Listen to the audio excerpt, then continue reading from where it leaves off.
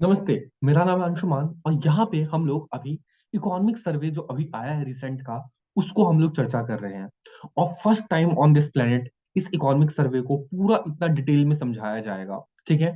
Directly economic survey को यहाँ पे आप सबके सामने प्रस्तुत किया जा रहा है, जिसमें कि सारे एक एक पॉइंट को मैंने हाईलाइट करके रख दिया, उसे मैं आपको एक्सप्लेन करूंगा और साथ ही सारे चार्ट्स वगैरह समझाने का प्रयास करूंगा। नो समरी, डिटेल में समझेंगे, बिकॉज इकोनॉमिक सर्वे जो है यदि आपने उसे ढंग से पढ़ लिया तो आपको 70% जो आपका तैयारी है प्रीलिम से लेकर के मेन से लेकर के इंटरव्यू तक का वो आपका कंप्लीट हो जाएगा। Because economic survey is the highest document for the economy for UPSC aspirant. Simple. ठीक है। तो इकोनॉमिक सर्वे को हम करते हैं। दूसरी एक और आपके लिए इंफॉर्मेशन है, यदि आप लोग एक प्रीलिम्स क्रैश कोर्स में चला रहा हूँ ऑनलाइन। ठीक है। सबके लिए लाइव कोर्स है और फ्री ऑफ कॉस्ट है। यदि आप लोग उसमें जुड़ना चाहो तो जुड़ सकते हो। नीचे कमेंट करके बताओ यदि आप जुड़ना चाह रहे हो तो। और चलिए शुरू करते हैं इस वीडियो को ज्यादा बिना कोई देरी करते हुए। अभी तक हम लोगों ने 3 लेक्चर ले लिया, ये चौथा लेक्चर है चैप्टर 1 का। तो देखो यहाँ पे ये कहना है कि जो कंजप्शन का जो है ना, हम लोग का प्राइवेट कंजम्पशन ये बहुत ज्यादा बढ़ गया। लास्ट लेक्चर में हम लोगों ने देखा था कि प्राइवेट कंजम्पशन जो है बहुत ज्यादा बढ़ चुका है। ठीक है। और इसी वजह से हम लोग का जो ग्रोथ है ये काफी ज्यादा बढ़ रहा है। ठीक है। क्योंकि एक तो हम एक्सपोर्ट कर रहे हैं, एक्सपोर्ट भी हमारा बढ़ा है, साथ ही हम लोग का जो प्राइवेट कंजम्पशन है ये भी बढ़ा है। तो अब ये कह रहा है यहाँ पे, since the share of consumption in disposable income is high in India. देखो, since the share of consumption in disposable income is high in India, India के पास जो भी पैसा खर्च करते हैं मैक्सिमम जो डिस्पोज करते हैं उसमें शेयर इनका काफी ज्यादा हाई है कंजप्शन का। मतलब कि खपत का खर्चा बहुत अधिक करते हैं लोग सब। आपके पास यदि आपके पास डिस्पोजेबल इनकम है, सपोज आपके पास सैलरी आ रही है 50,000 रुपए की, तो इसका मतलब आपके पास क्षमता है कि 50,000 रुपए आप डिस्पोज कर सको। ठीक है। उसमें से आप सेव कितना करते हो, कंज्यूम कितना करते हो, ये डिपेंड करता है। हो सकता है आप इसमें 5,000 रुपया जो है ये स्टॉक मार्केट में लगा दिए। हो सकता है 5,000 रुपया आपने एफडी करवा दी। हो सकता है 5,000 रुपए आपने नॉर्मल बैंक में रख दिया, 15,000 रुपया आपने ऐसे रख दी। ठीक है। अब 50,000 आपकी सैलरी थी। अब आपके पास 15,000 आपने निकाल करके रख दिया, उसमें से बची कितनी, 35,000। तो 35,000 रुपया आप कंजम्पशन में यूज करोगे। आप उसका चावल खरीदोगे, दाल खरीदोगे, आटा खरीदोगे, घर का राशन का सामान खरीदोगे, कपड़े खरीदोगे, जूते खरीदोगे, बाकी सारी चीजें सब खरीदोगे, कार खरीदोगे अपने लिए, ईएमआई चुकाओगे। ठीक है, सब कुछ करोगे। तो कंजम्पशन में शेयर ऑफ कंजम्पशन ये काफी हाई है इंडिया में। इंडिया लोग कंज्यूम बहुत अधिक करते हैं। ठीक है। तो ये चीज बताया गया है। तो जो हम लोग कह रहे हैं ना कि इंडिया का कंजम्पशन राइज हुआ है, तो ये राइज होने के पीछे का कारण क्या है? कि राइज तो हुआ है, साथ में एक रीजन क्या है ना उससे हमारी इकोनॉमिक ग्रोथ होने का, कि हम लोग के पास जितनी डिस्पोजेबल इनकम है हम उसमें उसमें शेयर जो कंजप्शन का जो शेयर है वो काफी अधिक है। ये चीज है। ठीक है। जिससे क्या होता है, अब देखो, अब पेंडेमिक के टाइम पे ये सप्रेस हो गया था। पेंडेमिक के टाइम पे लोग कंज्यूम नहीं करना चाह रहे थे। ठीक है। और यही चीज बाद में रीबाउंड की है और ये कहा गया है कि लास्टिंग पावर हो, ये काफी लंबे टाइम तक चलेगी। अब लोग सब वापस से खपत करेंगे, ऐसा नहीं है। अब देखो ना, हम लोग क्या कहते हैं, हम लोग का क्या सिद्धांत है, दिवाली आएगी चलो हाथ अपना खोलो। ठीक है। दान के लिए हाथ खोलना पड़ता है। दिवाली त्योहार आई, दान के लिए हाथ खोलो। होली आई, हाथ खोलो। हमेशा जितने त्योहार आते हैं सब में आप हाथ खोलते हो अपना। ठीक है, खर्चा करते ही करते हो। तो इसलिए हमारी इकॉनमी लगातार लगातार चलती रहती है। इससे क्या हो रहा है, एक्सेलरेट हो रहा है पर्सनल लोन की डिमांड की ग्रोथ। ठीक है, पर्सनल लोन का ग्रोथ हो रहा है। अब देखो, ये क्या है, ये दर्शाता है कि इंडिया में पेंट अप डिमांड राइज हो रहा है। किस चीज का, कंजम्पशन का। अब ये बड़ी इंपॉर्टेंट लाइन है, ध्यान से समझने का प्रयास करो। इंडिया का कंजम्पशन डिमांड बढ़ रहा है। ठीक है। स्टेटमेंट में आता है कि क्यों बढ़ रहा है, आप इसे एक्सप्लेन करो। तो कैसे आप एक्सप्लेन करोगे? डिस्पोजेबल इनकम लोग की बढ़ी है। ठीक है, वापस से हम लोग का ग्रोथ बढ़ रहा है। उससे क्या हो रहा है, डिस्पोजेबल इनकम बढ़ने से, चूंकि कंजप्शन का शेयर काफी हाई है डिस्पोजेबल इनकम के केस में, इंडिया के केस में, इस वजह से लोग कंजप्शन में काफी ज्यादा खर्चा कर रहे हैं। जिससे कि क्या हो रहा है कि एक्सेलरेट हो रहा है लोग का पर्सनल लोन में। यानी कि लोग के पास जब डिस्पोजेबल इनकम ज्यादा है तो लोग सब पर्सनल लोन सब भी ज्यादा ले रहे हैं। ठीक है। तो पर्सनल लोन ज्यादा ले रहे हैं और यही शो करता है पेंट अप डिमांड को, यानी कि बढ़ना, डिमांड के बढ़ने को शो करता है कंजम्पशन के। ठीक है। तो कंजम्पशन के ऊपर यदि कोई क्वेश्चन आता है आपका, तो आप उसे इस तरीके से जस्टिफाई करोगे। कैसे जस्टिफाई करोगे, अभी मैंने आपको बताया। ठीक है। उसके बाद फिर इतना ही नहीं कि सिर्फ और सिर्फ ये पर्सनल लोन बढ़ रहा है, नहीं, आपका हाउसिंग लोन का भी डिमांड बढ़ रहा है। देखो, demand for housing loan picked up. ठीक है। तो ये चीज है आपका, ये सब कुछ यहाँ पे डिमांड बढ़ रहा है। क्यों डिमांड बढ़ रहा है? क्योंकि लोग के पास पैसा है, लोग के पास हाई डिस्पोजेबल इनकम है, और उसमें शेयर ऑफ कंजम्पशन उसमें ज्यादा है इंडिया के केस में। ठीक है, तो ये चीज है उसमें। यहाँ पे देखो, यहाँ पे ग्राफ दे रखा है कि हाउसिंग बैंक ग्रोथ कैसा हुआ है। देखो 2021 में कैसा था जनवरी में, 2022 के नवंबर में कैसा है, बढ़ा रहा है ये चीज। देखो सिंपल सा। उसके बाद फिर अब यहाँ पे एक बड़ा इंटरेस्टिंग सा है, अनसोल्ड इन्वेंट्री जो है, अनसोल्ड इन्वेंट्री जो है ये कैसी है। देखो यहाँ पर 2020 से लेकर के 2023 में अनसोल्ड इन्वेंट्री और इन्वेंट्री ओवरहैंग क्या स्थिति हुई इन्वेंट्री की। देखो ये अनसोल्ड इन्वेंट्री ना, ये देखो ऊपर जाके कम हुई, फिर ऊपर गई। ठीक है, अनसोल्ड इन्वेंट्री, वो इन्वेंट्री जो कि अनसोल्ड है, वो चीज यहाँ पे बढ़ रही है। ठीक है, तो वो चीज यहाँ पे दर्शाया जा रहा है। तो ठीक है, अच्छी बात है। इन्वेंट्री अनसोल्ड रह रही है, क्या कर सकते हैं बताओ, इससे क्या समझ रहे हो, कमेंट करके बताओ। ठीक है, उसे देखो, going by the capex multiplier estimated for the country, the economic output of the country is set to increase by at least 4 times the amount of capex। देखो कैपिटल एक्सपेंडिचर आपको पता है कि बहुत इंपॉर्टेंट होता है किसी भी देश के लिए। कैपिटल एक्सपेंडिचर मैंने आपको बताया जिससे कि एसेट क्रिएशन हो, वैसा एक्सपेंडिचर जिससे कि एसेट क्रिएशन हो, उसे हम कहते हैं कैपेक्स। तो जब हम लोग का कैपेक्स बढ़ रहा है, यहाँ पे अब सरकार केपेक्स के बारे में कह रही है कि इंडिया का केपेक्स काफी ज्यादा बढ़ रहा है। यदि हम हाउसिंग सेक्टर को छोड़ भी दे, कंस्ट्रक्शन सेक्टर को छोड़ भी दे, तब भी सिग्निफिकेंट राइज हुआ है केपेक्स मार्केट में सेंट्रल गवर्नमेंट के द्वारा। ठीक है, तो क्या है, ये केपेक्स राइज होने से, कैपिटल एक्सपेंडिचर राइज होने से, ऐसा नहीं कि सिर्फ राइज ही हो रहा है। यहाँ पे जो अगर हम आउटपुट की बात करें, तो वो जो है वो कम से कम 4 गुने से ज्यादा अधिक है। ठीक है, देखो लिखा हुआ है यहाँ पर कि the economic output of country set to increase by at least 4 time the amount of capex. जितना आप कैपिटल एक्सपेंडिचर करोगे उससे कम से कम 4 गुना ज्यादा आपको इकोनॉमिक आउटपुट मिलेगा।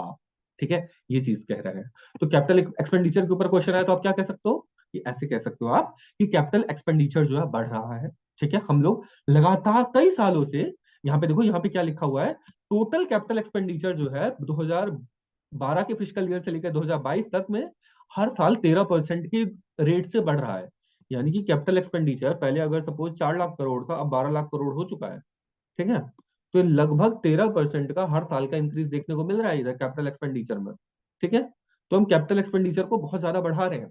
तो ये क्या है, कैपिटल एक्सपेंडिचर हमारा बढ़ रहा है, और इससे क्या इम्पैक्ट पड़ेगा कि एटलीस्ट 4 गुना से ज्यादा हमें उसका आउटपुट मिलेगा। ठीक है, यानी कि अगर आपने एक बार हॉस्पिटल बना दिया तो जितना आपको खर्चा लगा उससे ज्यादा आपको बेनिफिट मिलेगा। ये चीज आपका कह रहा है। तो कैपिटल एक्सपेंडिचर के ऊपर कोई क्वेश्चन है, आप कर पाओगे? बोलो, डेफिनेटली कर पाओगे। ठीक है, उसका देखो और भी कैपिटल एक्सपेंडिचर के बारे में है। A capex thrust in last two budget of the government of India was not isolated. अब देखो यहाँ पे खास बात है, यहाँ पे ना हम लोगों ने सिर्फ इंफ्रास्ट्रक्चर बनाने के लिए उसका यूज नहीं किया, भाई इंफ्रास्ट्रक्चर बना रहे हैं केपेक्स में। नहीं, हमने उसमें स्ट्रेटेजिकली किया है काम, इस प्रकार से एम किया है जिससे कि प्राइवेट इन्वेस्टमेंट भी आ सके हमारे पास।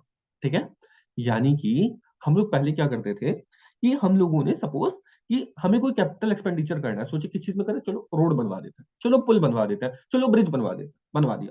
हम लोग का इस बार एकमात्र ये इंटेंशन नहीं रहा है।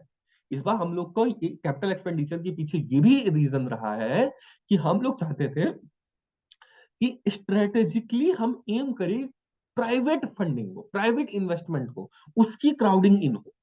जब देखेंगे प्राइवेट कंपनी सब की सरकार इसमें इतना ज्यादा इन्वॉल्व हो रही है, तो क्या वो लोग भी आना चाहेंगे इसमें? डेफिनेटली, 100%। ठीक है, यही देखिए कि सरकार इसमें इतना पैसा खर्चा करी है, तो प्राइवेट सेक्टर को भी लगे हाँ सही बात है, हमें भी इसमें इन्वेस्ट करना चाहिए, तो वो लोग भी यहाँ पे इन्वेस्ट करेंगे। तो हम लोग का यहाँ पे रीजन, एकमात्र रीजन ये नहीं कि डेवलपमेंट हो, ये भी रीजन है कि क्राउडिंग इन हो प्राइवेट इन्वेस्टमेंट की। ठीक है, ये चीज है। तो यहाँ पे डिस इन्वेस्टमेंट भी इसलिए सरकार कर रही है, ये चीज है।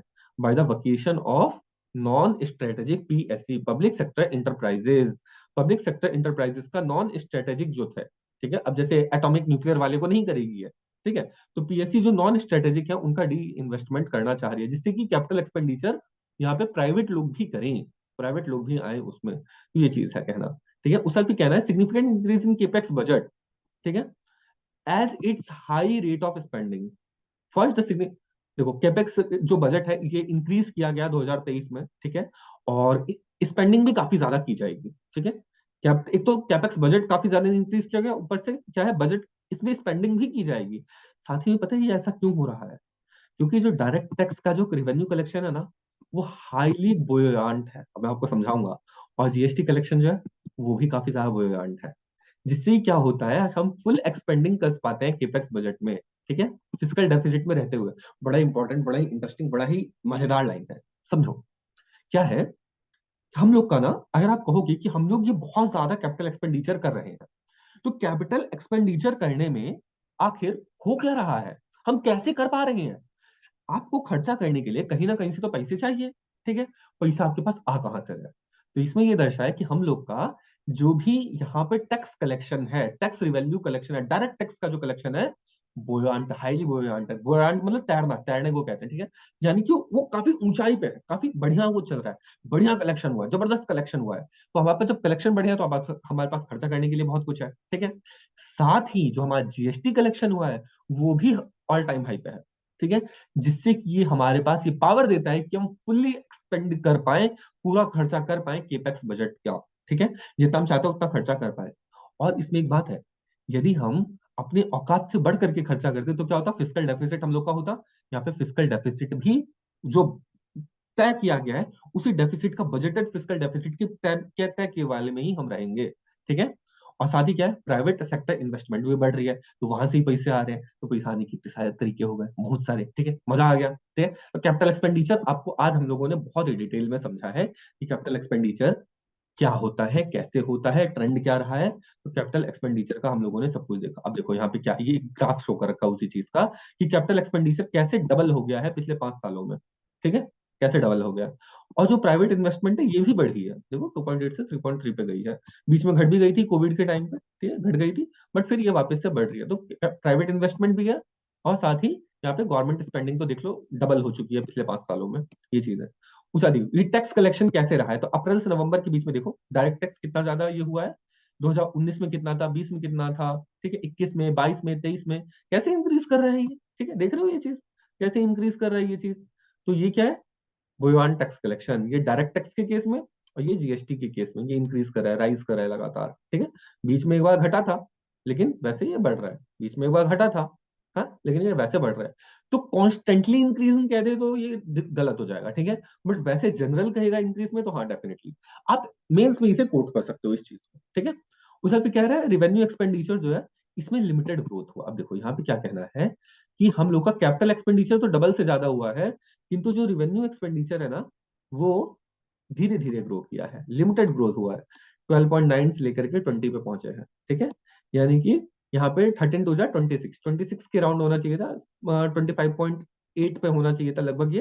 तो हम लोग यहाँ पे 20 पे ही है, तो ये हमें दर्शाता है कि हम उतना नहीं बढ़े जितना कि हमारा कैपिटल एक्सपेंडिचर बढ़ा है। ठीक है, अच्छी बात है, आप जिस हिसाब से करना चाहो आप इस हिसाब से भी कर सकते हो, इसे इंटरप्रेट कर सकते हो कि हमारा जो रेवेन्यू एक्सपेंडिचर है ये भी पिछले 5 सालों में काफी ज्यादा बढ़ गया है। लेकिन यहाँ पे गवर्नमेंट का कहना है कि लिमिटेड ग्रोथ हुआ है रेवेन्यू एक्सपेंडिचर में। ठीक है, ये चीज है, जबकि कैपिटल एक्सपेंडिचर हम लोगों ने 2 गुना से ज्यादा बढ़ा दिया है। तो ये चीज है। तो इस वीडियो को हम यहीं पे एंड करते हैं, कैपिटल एक्सपेंडिचर को यहीं पे समाप्त करते हैं। नेक्स्ट वीडियो में फिर मिलेंगे, और तब तक के लिए राम राम। हम्म,